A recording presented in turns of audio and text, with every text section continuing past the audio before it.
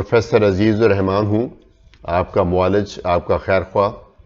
आज मैं एक और वीडियो के साथ हाज़िर हुआ हूँ। ये एक बड़ी बहुत कॉमन सिचुएशन नहीं है, लेकिन कॉमन होती जा रही है। ये डायबिटीज़ की एक किस्म है जो कि प्रेगनेंसी में होती है।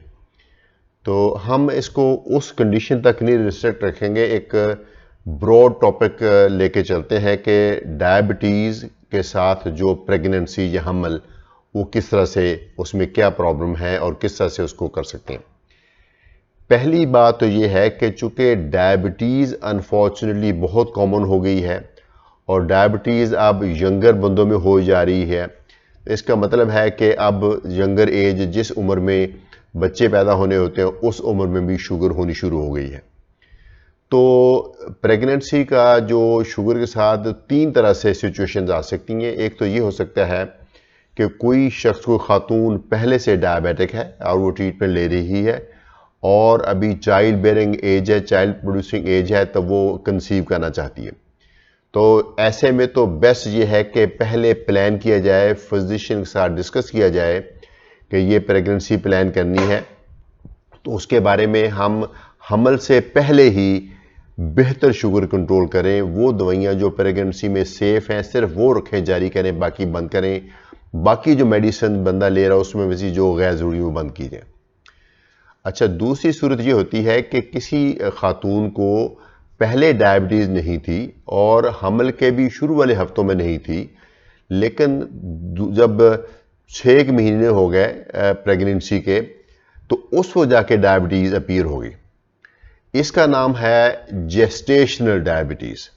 जेस्टेशनल डायबिटीज़ का मतलब है कि स्पेसिफिकली वो डायबिटीज़ जो प्रेगनेंसी की वजह से एक्चुअली डेवलप होती है। प्रेगनेंसी में बहुत सारे हार्मोन्स बनते हैं, बॉडी बनाती है, और जो बच्चे के साथ एक होती चीज़ प्लेसेंटा, उसमें से कई हार्मोन्स बनते हैं, तो उनका इफेक्ट इंसुलिन के ऑपोजिट है। तो कुछ लोगों में ये तकरीबन मिड प्रेगनेंसी में डायबिटीज़ डेवलप हो जाती है, तो इसको बोलते हैं जेस्टेशनल डायबिटीज़। तीसरी पॉसिबिलिटी ये है कि किसी खातून को डायबिटीज़ तो थी लेकिन मालूम नहीं थी, प्रेगनेंसी हुई, हमल हुआ, तो जब हमल के बाद जब फर्स्ट टाइम एंटीनेटल जिसको बोलते हैं, वो हामला ख्वातीन का रेगुलर चेकअप होता है, तो उसमें जब टेस्ट किए तो पता चला कि शुगर निकल आई है। तो वो भी एक तीसरी पॉसिबिलिटी है। सो तीनों में आम तौर पे तशखीस का जो है वो भी पैमाना थोड़ा सा मुख्तलिफ है और इलाज मोर और लेस सेम है। अच्छा, इससे पहले कि हम इलाज की तरफ जाएं, मैं ये समझता हूँ कि लोगों को, ख़ास तौर पे ख़वातीन को, यंगर ख़वातीन को, ये मैं काफ़ी यकीन दहानी कराना चाहता हूँ कि अगर उनको डायबिटीज़ है या हमल के बाद डायबिटीज़ हो गई है, तो बहुत ज़्यादा अच्छे चांसेस हैं, बहुत तकरीबन नॉर्मल की तरह चांसेस हैं कि एक हेल्दी डिलीवरी होगी, हेल्दी बच्चा होगा, बिल्कुल नॉर्मल बच्चों की तरह होगा, कोई प्रॉब्लम नहीं है। अच्छा, अब क्या उस बच्चे को डायबिटीज़ होगी कि नहीं होगी, उसको आम बच्चों से चांस थोड़ा सा ज़्यादा इसलिए होगा कि बेशक प्रेगनेंसी में आपको डायबिटीज़ हो या पहले से डायबिटीज़ हो, लेकिन आपको डायबिटीज़ तो है ना। चूँकि आपको डायबिटीज़ है तो ये टाइप 2 डायबिटीज़ चूँकि थोड़ा सा मौरूसी कंपोनेंट होता है, तो इसका मतलब है कि थोड़ा सा चांस है उसको, बच्चे को लेटर इन लाइफ जाके डायबिटीज़ हो जाए। ऐसा नहीं कि वो बच्चा, चूँकि माँ को डायबिटीज़ थी हमल के दौरान, तो बच्चे को पैदा होते वक्त ही डायबिटीज़ होगी, ऐसा नहीं। तो इस बात की तसल्ली रखें। अच्छा, तीसरी बात यह है कि बहुत सारी अद्वियात हैं जो वैसे बहुत पॉपुलर हैं, लेकिन जो डायबिटीज़ होती है इसमें प्रेगनेंसी में, इसमें हम कुछ ख़ास तरह की दवाइयाँ देते हैं, बाकी नहीं देते। अच्छा, जो जेस्टेशनल डायबिटीज़ है उसके बारे में मैं थोड़ा सा बता दूं। उन लोगों में जिनमें जेस्टेशनल डायबिटीज़ का रिस्क ज़्यादा है, उनकी एक लिस्ट है। वो कौन से लोग हैं? नंबर 1 तो वो लोग जिनकी फैमिली में डायबिटीज़ है, वो लोग जिसको पहले प्रेगनेंसी में जेस्टेशनल डायबिटीज़ हुई थी, या वो ख्वातीन जिनके पहले बच्चे पैदा हुए थे तो उनका साइज़, उनका वेट एवरेज से ज़रा ज़्यादा था, या वो ख्वातीन जिनकी फैमिली में ही है ज़्यादा, तो वज़न भी ज़्यादा, तो इस तरह के जो है कुछ फैक्टर्स होते हैं, तो उनमें हमें ख़ास तौर पे टेस्ट करना होता है। लेकिन आजकल ट्रेंड ये है कि तमाम हामला ख्वातीन का टेस्ट किया जाता है देखने के लिए कहीं जेस्टेशनल डायबिटीज़ ना डेवलप हो जाए। अच्छा, जो आम क्राइटेरिया है इसकी मैं बहुत ज़्यादा तफसील में नहीं जाऊंगा, क्योंकि अभी डॉक्टरों में भी पूरी तरह से इत्तेफाक राय नहीं है कि किस लेवल पे अगर शुगर हो तो डायबिटीज़ कहेंगे। लेकिन ये देखिए कि जो जेस्टेशनल डायबिटीज़ है, हमल वाली डायबिटीज़ है, इसका जो कट पॉइंट है वो आम डायबिटीज़ से ज़रा नीचे है। उसकी वजह यह है कि डायबिटीज़ जो है, जो ब्लड शुगर है इंसान का, वो हमल के दौरान एक हेल्दी खातून का जो ब्लड शुगर है वो हमल के दौरान एक्चुअली गिरता है, थोड़ा कम होता है। चूँकि वो कम होता है तो हमने वहाँ से देखना कितना बड़ा है, तो इसलिए वो क्राइटेरिया थोड़ा सा मुख्तलिफ है, लेकिन वो थोड़ा सा टेक्निकल इशू है। आप अपने डॉक्टर पे छोड़ें, वो आपके डॉक्टर बताएंगे कि आपको जेस्टेशनल डायबिटीज़ है कि नहीं है। दूसरा फैक्टर ये इंपॉर्टेंट है कि यूँ समझ लीजिए कि अगर आपको हमल के दौरान डायबिटीज़ है, हर चीज़ ज़्यादा अच्छे तरीके से की जाएगी, खुराक पे भी ज़्यादा ध्यान दिया जाएगा और एक्सरसाइज भी ज़्यादा ध्यान किया जाएगा, उसके ऊपर भी मेडिकेशन भी बहुत ज़्यादा मेटिकुलसली ली जाएगी, और उसके अलावा शुगर टेस्ट भी ज़्यादा फ्रीक्वेंटली ज़्यादा दफ़ा किया जाएगा, जो डॉक्टर के साथ विज़िट है वो भी ज़्यादा किया जाएगा, और हमारा जो टारगेट गोल है कि कितनी शुगर होनी चाहिए वो भी टाइटर है। यानी हर चीज़ हम ज़्यादा बेहतर तरीके से करने की कोशिश करते हैं। वो इसलिए कि अब एक ज़िंदगी नहीं, दो ज़िंदगियों का सवाल है। ख़ास तौर पे जो नन्ही ज़िंदगी है पेट के अंदर, उसकी टोटल जो 9 मंथ में उसके ऊपर गुजरे असरात हो सकते हैं। तो हम ये चाहते हैं कि वो एक नॉर्मल सेहतमंद बच्चा पैदा हो, तो इसलिए इसके ऊपर हर चीज़ ज़्यादा टाइट तरीके से की जाती है। अच्छा, खुराक का जो असूल है वो वही जो है डायबिटीज़ में वही इस पे अप्लाई होता है, लेकिन हम हामला ख्वातीन को कहते हैं कि बजाय 3 खाने के वो 6 या 7 दफ़ा खाना खाएं। लेकिन ऑब्वियसली चूंकि 6-7 खाने हो जाएंगे तो इसका मतलब है कि हर खाने का साइज छोटा होगा, चूंकि अगर पूरा पेट भर के खाना खाएंगे फिर तो वजन बहुत बढ़ जाएगा। 7 खाने कैसे? 3 तो आपके रेगुलर, एक ब्रेकफास्ट है, एक लंच है, एक डिनर, 3 खाने ये हो गए, और इसके अलावा एक नाश्ते और दोपहर के खाने के बीच में खाना हो सकता है, हल्का सा स्नैक। एक दोपहर के खाने और रात के खाने के बीच में भी हल्का सा स्नैक हो सकता है। एक रात के खाने के बाद सोने से पहले भी एक हल्का सा स्नैक हो सकता है। एक कोई अर्ली राइजर है तो नाश्ते से पहले एक हल्का सा खाना हो सकता है। तो ये चीज़ें हैं, और क्योंकि आपने कम खाना खाना है, ज़्यादा दफ़ा खाना है, ताकि फिर आपका शुगर ज़्यादा चांसेस है कि वो एकदम से स्पाइक नहीं करेगा। तो एक थोड़ी सी इसमें मेहनत दरकार है, लेकिन यकीनन बहुत सारी औरतें जो हैं वो अपने लिए ना भी अगर करना चाहें इतनी मेहनत, तो अपने होने वाले बच्चे की खातिर वो ज़रूर कर लेते हैं। इसी तरीके से जो शुगर टेस्ट करने का पैमाना है वो भी नॉर्मली हम डायबिटीज़ वालों को कह देते हैं कि जी हफ्ते में 1-2 दफ़ा कर लें, लेकिन जो हमल के अंदर डायबिटीज़ है उसके दिन में कई दफ़ा शुगर टेस्ट किया जाता है। जब खाली मैदा होता तब शुगर टेस्ट की जाती है ताकि शुगर कहीं ज़्यादा तो नहीं लो हो रही, और खाने के 2 घंटे बाद की जाती है ताकि शुगर कहीं ज़्यादा तो नहीं बढ़ रही। तो अक्सर शुगर टेस्ट की जाती है, और क्योंकि फिर हम ये चाहते हैं कि ना खाने से पहले कम हो ना खाने की ज़्यादा बढ़े, तो इसलिए शुगर का टेस्ट भी दिन में कई दफ़ा किया जाता है। और डॉक्टर का नॉर्मली हम डायबिटीज़ मरीज को कहते हैं 3 महीने बाद अपना A1C करा के आ जाए, लेकिन प्रेगनेंसी में 15-15 दिन बाद, कई दफ़ा हफ्ते बाद, कई दफ़ा महीने बाद डॉक्टर को मिलना ज़रूरी है। कई दफ़ा जो गायनोकोलॉजिस्ट हैं और जो ऑब्स्टेटिशियंस हैं वही डायबिटीज़ का भी कंट्रोल करते हैं, लेकिन कई दफ़ा वो आपको फिजिशियन के पास भेजेंगे, या आपके पास पहला फिजिशियन है तो उसके पास आप जाएंगे, ताकि वो एक मिल के उसको प्रेगनेंसी को और जो डायबिटीज़ को मैनेज किया जाएगा। अच्छा, जहाँ तक अद्वियात का तल्लुक, अगर तो फर्स्ट टाइम डायबिटीज़ हुई है प्रेगनेंसी में, तो जो सबसे ज़्यादा फेवरेट दवाई है जिसके बारे में हम सबसे ज़्यादा कंफर्टेबल फील करते हैं वो तो है इंसुलिन। इंसुलिन जो आजकल यूज़ हो रही है इसको बोलते हैं ह्यूमन इंसुलिन, यानी वो इंसुलिन जो इंसानी इंसुलिन है। ये वाज़ेह रहे, ये इंसानी इंसुलिन ज़रूर है, लेकिन किसी इंसान ने नहीं दी, ये इंसान में से एक्सट्रैक्ट नहीं की।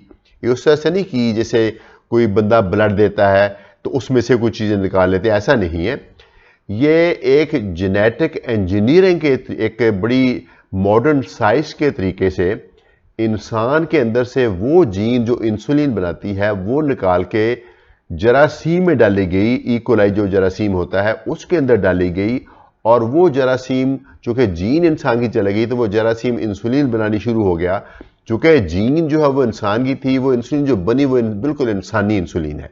अगर आप उसको देखें तो उसका स्ट्रक्चर और उसका फंक्शन वो बिल्कुल इंसानी इंसुलिन की तरह है। तो वो इंसुलिन को हम यूज़ करते हैं, ह्यूमन इंसुलिन कहते हैं उसको। उसके कई ब्रांड नेम है लेकिन मैं उसको जेनेरिक वर्ड यूज़ कर रहा हूँ, ह्यूमन इंसुलिन। उसको हम इस्तेमाल करते हैं। बहुत सारी और मॉडर्न इंसुलिन आ गई हैं जो कि ह्यूमन इंसुलिन को आगे फर्दर मॉडिफाई किया जाता है, उनको भी इस्तेमाल किया जा सकता है, लेकिन हमारा कंफर्ट लेवल जो सबसे ज़्यादा वो ह्यूमन इंसुलिन के ऊपर है। जो पुराने तर्ज की इंसुलिन थी, बीफ इंसुलिन, वो अब मार्केट में अवेलेबल ही नहीं है, इसलिए उसके बारे में जानने की जरूरत नहीं। तो ह्यूमन इंसुलिन आपके ऊपर इस्तेमाल होगी। ह्यूमन इंसुलिन भी दो तरह की है, एक तो वो है जो दिन में 3 दफ़ा लगानी पड़ती है, एक वो है जो मॉडिफाई की जाती है, दिन में 2 दफ़ा लगानी पड़ती है। वो आपको आपके डॉक्टर बताएंगे, लेकिन यूँ समझ लीजिए कि आपको दिन में 3 टीके भी लगाने पड़ते तो प्लीज़ लगाइए, चूँकि अब आप 2 जिंदगियों का ख्याल कर रहे हैं। तो इंसुलिन तो होगी प्राइमरी दवाई। उसके अलावा 2 दवाइयाँ हैं गोलियों की सूरत में। पहले तो हम कहते थे कि कोई गोली नहीं सही, लेकिन अब पता चला नहीं, कई गोलियाँ सही। एक मेटफॉर्मिन गोली है, उसके अंदर नाम उसके मुख्तलिफ हैं। मेटफॉर्मिन एक दवाई है जो कि वैसे भी शुगर में बहुत ज़्यादा पॉपुलर है, लेकिन डायबिटीज़ में भी हम समझते हैं कि वो सेफ़ है। वो कैसे पता चला सेफ़ है? असूली तौर पे जो ख़वातीन हैं, जिनके जो हामला ख़वातीन हैं, इनके ऊपर रिसर्च नहीं की जा सकती, इनके ऊपर कोई ट्रायल नहीं किया जा सकता। एथिकली हम लोग ये नहीं करके देख सकते कि इनको दवाई दे के देखी जाए सेफ़ है कि नहीं, ये नहीं कर सकते। लेकिन चूँकि मेटफॉर्मिन बहुत ही पुरानी दवाई है, कोई 60 साल से पुरानी दवाई है, तो बहुत सारे लोग हैं जो खा रहे हैं तो बीच में उनको हमल भी हो जाता है। फिर हम देखते हैं कि किसी को जिसको मेटफॉर्मिन मिल रही थी उसको कॉम्प्लिकेशन तो नहीं हुई। तो रिसर्च ने बताया कि वो ख्वातीन जिनको पहले से डायबिटीज़ थी, वो मेटफॉर्मिन खा रही थी, उनको हमल हो गया, लेकिन उनको मेटफॉर्मिन की वजह से कोई साइड इफेक्ट नहीं हुआ, तो वो हम उसको भी सेफ समझते हैं। तो इंसुलिन के साथ मेटफॉर्मिन। एक और दवाई है, पाकिस्तान में वो बहुत पॉपुलर है, दुनिया भर में पॉपुलर है, बहुत सस्ती भी है। मेटफॉर्मिन के साथ वो जो ग्लाइबेनक्लामाइड है, बाहर दुनिया में उसको अमेरिका में ग्लाइबुराइड कहते हैं, लेकिन पाकिस्तान में उसका नाम ग्लाइबेनक्लामाइड है, उसका ट्रेड नेम और है, वो भी खासी हद तक सेफ है। तो हमारे पास एटलीस्ट 2 तरह की दवाइयाँ, गोलियाँ हैं जो सेफ समझी जाती हैं, लेकिन जो इंसुलिन है वो हमारा सबसे अच्छा दोस्त है, ख़ास तौर पर प्रेगनेंसी में। उसमें एक और बहुत बड़ी खूबी है, उससे बहुत बड़ी खूबी ये है कि बहुत फास्ट पेस पे बहुत रैपिडली हम उसकी डोज एडजस्ट कर सकते हैं। मसलन सुबह आपने यूनिट लगाए 8, दोपहर को पता चला कि आपकी शुगर बढ़ गई है, तो दोपहर को आप 8 जो ड्यू थे, आप दोपहर को आपको बताएंगे 8 की जगह 10 लगा लें या 12 लगा लें। शाम को शुगर थोड़ी कम आ रही है तो शाम को फिर आप 8 की बजाय 6 लगा लें। तो यानी इसको फ्लेक्सिबिलिटी बहुत ज़्यादा है।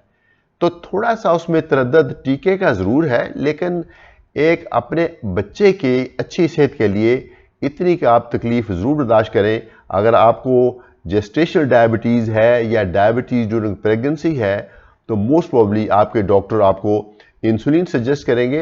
अगर हल्की सी डायबिटीज़ है तो ये खुराकी परहेज से और थोड़ी सी हल्की फुल्की एक्सरसाइज से भी कंट्रोल हो सकती है, लेकिन आम तौर पे इसमें अद्वियात का इस्तेमाल करना पड़ता है, और वो अद्वियात जो मैंने बताई इंसुलिन या फिर कुछ गोलियां हैं। इसके अलावा जो इसमें HbA1c का इतना ज़्यादा रोल नहीं है, उस पर थोड़ा सा रोल है। जो HbA1c तो आमतौर पे 3 महीने की एवरेज बुलाता है ना, तो प्रेगनेंसी में तो ये नहीं हम देख सकते कि आज शुगर आउट ऑफ कंट्रोल है तो 3 महीने बाद देखेंगे कंट्रोल है कि नहीं है। 2-2 हफ्ते बाद की जा सकते हैं A1C भी, लेकिन वो महंगा। ज़्यादातर हम जो ग्लूकोज मॉनिटरिंग है ना, जिसको सेल्फ मॉनिटरिंग ऑफ ग्लूकोज कहते हैं, जो मरीज अपने आले से करता है, इसका बहुत ही ज़्यादा रोल है। अगर शुगर ना कंट्रोल हो प्रेगनेंसी में, 2 तरह के नुकसान हैं। माँ को भी नुकसान हो सकता है। माँ को वो तो एक तो नुकसान ये है कि जो डायबिटीज़ की अपनी कॉम्प्लिकेशन है वो हो सकती हैं, लेकिन उसके अलावा माँ को जो नुकसान होता है वो ये होता है कि बेबी का साइज़ जो है वो ज़रा बड़ा होता है।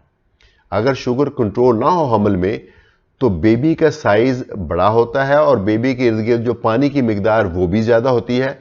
तो इसलिए बेबी का चूंकि साइज थोड़ा बड़ा होता है तो जो बर्थ पैसेज है, जो बर्थ कैनाल है, जहां से कुदरती तौर पे बच्चा पैदा होता है, तो उसमें डैमेज होने का खतरा होता है। तो ये मां को खतरा है, और चूंकि बेबी का साइज बड़ा है और पैसेज वही है, तो पैदाइश के दौरान बच्चे को भी नुकसान है, बच्चे को भी शोल्डर्स में फंसने का नुकसान है और कोई इंजरीज का नुकसान है। उसके अलावा अगर हमल होने से पहले शुगर थी, तो जैसे किसी भी बीमारी में बच्चे में कोई खराबी होने के चांसेस वो भी थोड़े से ज़्यादा हैं। तो मैं ये समझता हूँ कि ये ख़तरात इतने ज़्यादा नहीं। अगर आपको शुगर है और अगर आपकी यंग एज है, अगर आपकी फैमिली कंप्लीट नहीं हुई, तो ज़रूर प्लान कीजिए प्रेगनेंसी से पहले अपने फिजिशियन के साथ रब्ता करें और बताएं कि इस तरह से मैं प्रेगनेंसी करना चाहते हैं, और वो आपको प्लान देगा। प्रेगनेंसी पहले शुगर कंट्रोल की जाएगी, प्रेगनेंसी के दौरान भी कंट्रोल की जाएगी। आपकी जो डायबिटीज़ का पार्ट है वो आपका फिजिशियन लुक आफ्टर करेगा। आपका जो बेबी का डिलीवरी का पार्ट आपका जो ऑब्स्टेट्रिशियन लुक आफ्टर करेगा। तो इंशाल्लाह, और आप अपनी खुराक का खुद ख्याल करेंगे, अपनी थोड़ी बहुत वर्जिश का, हल्की फुल्की वर्जिश का खुद ख्याल करेंगे, अपने वेट का खुद ख्याल करेंगे, शुगर टेस्ट का खुद ख्याल करेंगे, अपने डॉक्टर को फ्रीक्वेंटली मिलेंगे, और इंशाल्लाह एक अपनी बेहतरीन आप नॉर्मल लोगों की तरह एक खुशखबरी मिलेगी आपको। एक हेल्दी बच्चा पैदा होगा जिसको आप इंशाल्लाह लुक आफ्टर करेंगे। हाँ, अलबत्ता एक बात है, अगर एक प्रेगनेंसी में हुई है तो अगली प्रेगनेंसी में आपको जेस्टेशनल डायबिटीज़ होगी कि नहीं होगी, ज़रूरी नहीं कि हो, लेकिन आम लोगों से ख़तरा ज़्यादा है। इसलिए आप अगली प्रेगनेंसी प्लान करने से पहले फिर अपने डॉक्टर से मशवरा करें कि ये अब इसमें क्या करना चाहिए। इसके साथ मैं इजाज़त चाहूँगा। मुझे उम्मीद है कि ये वीडियो भी आपको पसंद आई होगी और आपको यूज़फुल लगी हो, ख़ास तौर पे उन लोगों के लिए, उन ख़वातीन के लिए जिनको जेस्टेशनल डायबिटीज़ है या जिनको डायबिटीज़ है और वो हमल करना चाहते हैं। बहुत शुक्रिया। मैं इनकरीब मिलूँगा आपके किसी और वीडियो के साथ। प्रोफेसर अजीज़ुर रहमान फ्रॉम मेडिस्टैंड। अपनी बीमारी को समझिए, को इजाज़त दीजिए। शुक्रिया।